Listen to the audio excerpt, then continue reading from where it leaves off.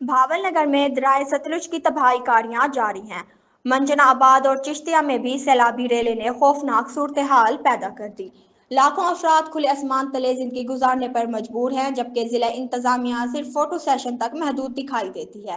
مزید جانتے ہیں ہمارے نمائندے سعید احمد کی اس رپورٹ میں۔ جی بالکل، دریائے ستلج کے سیلابی ریلے نے ضلع بھر کے 104 موضوعات کو لپیٹ میں لے لیا۔ ہزاروں بستیاں ڈوب گئی، 90,000 سے زائد افراد بے گھر ہو کر کھلے آسمان تلے کسمیپر سے زندگی گزارنے پر مجبور۔ سیلاب کی نظر ہونے والے علاقوں میں 43,000 سے زائد مویشی ہلاک، جبکہ 76,000 ایکڑ رقبہ زیر آب آ گیا۔ 6,665 مکانات مکمل طور پر تباہ ہو گئے۔ مکین اپنی مدد آپ کے تحت نقل مکانی کر رہے ہیں۔